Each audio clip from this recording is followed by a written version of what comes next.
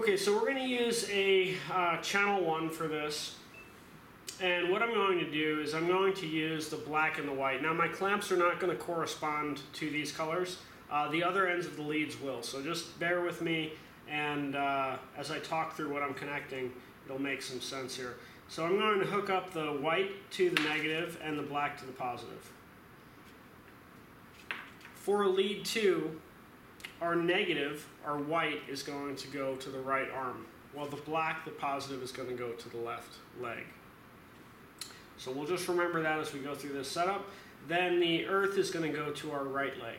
So I'm going to start with that, get the earth out of the way, and what I'll do is connect this clamp. It clips on there very simply.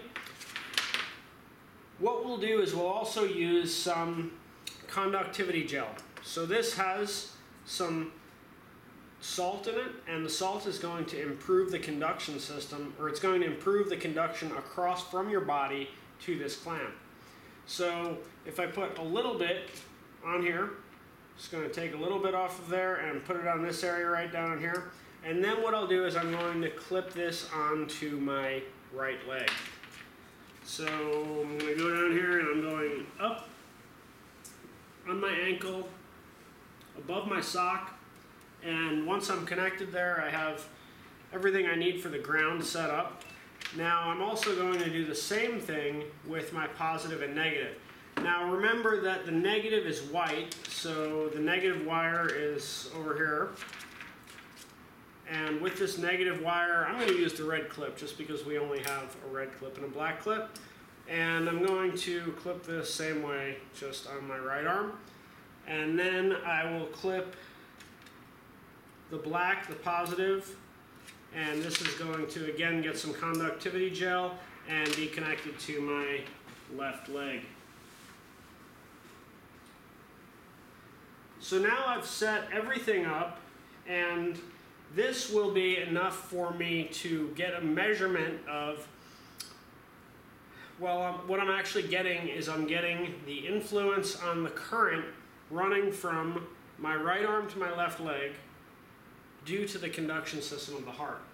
So I will just come over here, and what I'm going to do is go to my little Windows icon. I'm going to click this button here, and I'm going to type in ECG settings. Bear with me a second here because my right arm is not functional right now. And I'm going to type in ECG settings, and there I go. I have my ECG settings. I check that my PowerLoud box is on. That way I know the software will start up and be connected to the box. I may get something about legacy inputs being not supported. We can just click OK there. And we are happy because we have a little green button right there. So now what I'm going to do is I'm going to click on this green button. And everything is working pretty well. We do have what looks like an ECG to me. There's a number of things that I can do to clean this up. First, I'm going to slow down the time scale just a little bit here. And now I'm going to go into my settings area. In this case, we're using the BioAmp hookup here. So in this BioAmp area, I can make some changes that are going to be helpful to make this a cleaner signal. I am going to just change the sensitivity a little bit so we get a little bit of a bigger spike in the R wave and every other wave that we're looking at. So that looks pretty good. It's taking up most of the screen. I will just go over here to this negative icon or minus icon and go click. And actually I can work with the bigger one. So let's go with that bigger one here. If we do notice that we're getting towards the top of the screen, we can turn down the range in here. So again, it takes a little tuning to get this to work perfectly for us. So I'm just going to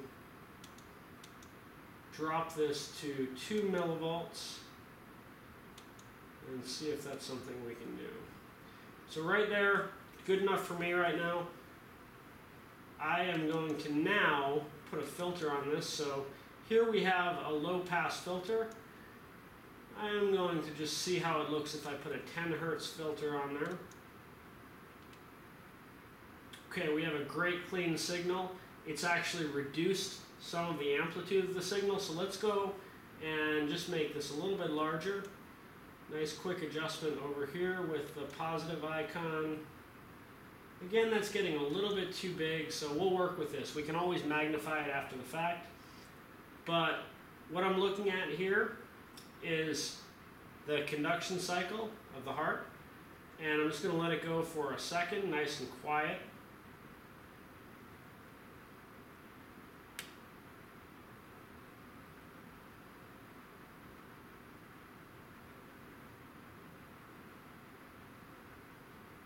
Okay, so now I can stop this, and I'm going to disconnect my subject. What I'll do is, that electrode gel, of course, has salt in it. Salt can be corrosive, so we're going to clean this off with a little alcohol swab.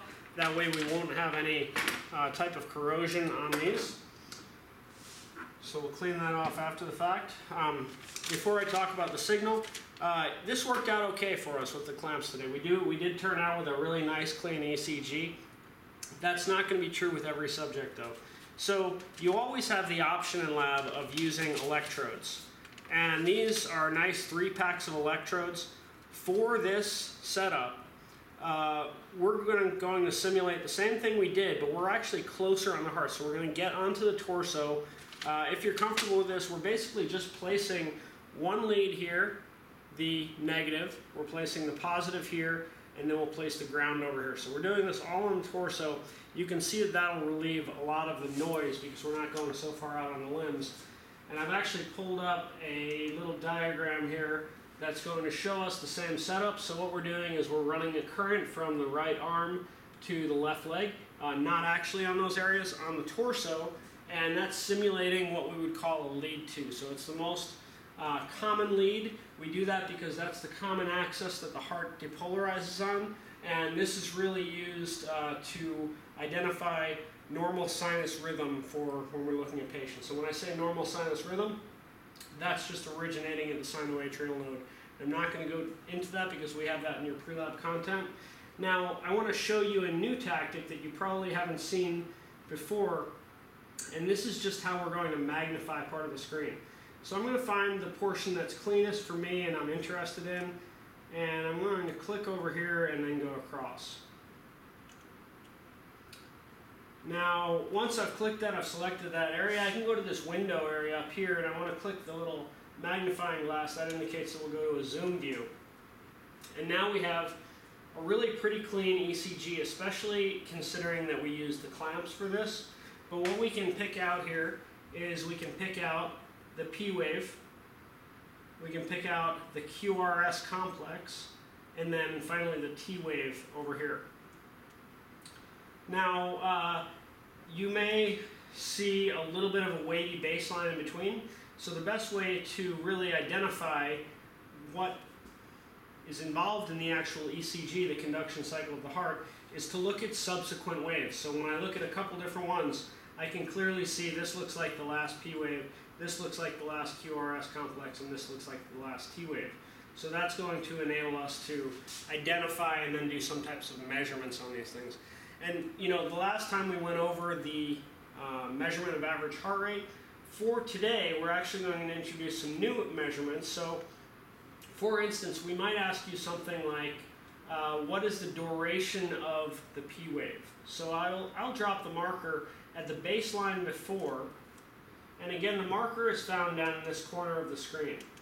So I click there, and there it is again. And I'm going to drop that in the area right before I can see that waveform started. We're looking for really a point of inflection in the wave so that we can tell where the beginning and where the end is. And then here, we're going to go towards the end of the P wave. Sometimes it's hard to tell, but remember, we're looking at a very blown up area here, so your measurements are going to be, even if you're a little bit off here, your measurements are going to be close enough in seconds that you'll get that right on a test or quiz. So I'm going to move over to the end right here, and that again is going to give me a change in time. Here I get 1.34 seconds. These measurements are actually used to find norms for the different waves. For everyone, they should be a certain amount of time. So we can tell what's going on with the heart sometimes if we see some disturbance in that. And then we might also want to look at something like the amplitude of the R wave. Now, we just looked at the duration, so there it's important to find the beginning and the end of the wave. Here what we're trying to find is the baseline for our initial and the top of the peak for our final measurement. So I'm going to this baseline before here. I don't have too much of a wandering baseline.